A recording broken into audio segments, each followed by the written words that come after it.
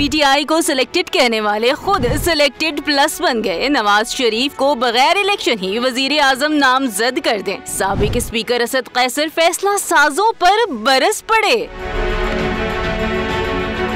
तहरीक इंसाफ के मरकजी रहनुमा और साबिक स्पीकर कौमी असम्बली असद कैसर को मुबैना करप्शन केस में जमानत के बाद सानिहा 9 मई के इल्जामात में 14 रोजा रिमांड पर मर्दान जेल भेज दिया गया। इससे कबल मुतल्लिका सेशन कोर्ट में पेशी के मौके पर मीडिया से गुफ्तगू करते हुए असद कैसर का कहना था कि 2024 के इंतखाबात तारीख के मोस्ट रिग्ड यानी सबसे ज्यादा धांधली वाले इलेक्शन होने जा रहे हैं। एक तरफ लीगी कायद को रिलीफ पर रिलीफ मिल रहा है तो दूसरी तरफ पीटीआई जैसी मकबूल तरीन पार्टी के साथ नाइंसाफियों का सिलसिला जारी है। मुल्क की सियासी फिजा किसी तौर पर भी फ्री एंड फेयर इलेक्शन के लिए साजगार नहीं। इस किस्म के इलेक्शन को कौन मानेगा? इंतखाबात से बेहतर है निगरान सेटअप की तरह नवाज शरीफ की वजारत उज़्मा का भी नोटिफिकेशन जारी कर दें। असद कैसर ने इल्जाम आयद किया कि तहरीक इंसाफ पर जुल्म जबर के पीछे भी नवाज शरीफ और मुस्लिम लीग नून का ही हाथ है। इंतकामी कार्रवाइयों का मकसद अपनी मर्जी के इंतखाबी नताइज हासिल करना है। इलेक्शन में तमाम पार्टियों को लेवल प्लेइंग फील्ड मिलनी चाहिए। ये अवाम का हक है कि वो किसको अपना हुक्मरान चुनते हैं। वोट को इज्जत दो का नारा लगाने वाले अब किसी और को इज्जत दे रहे हैं।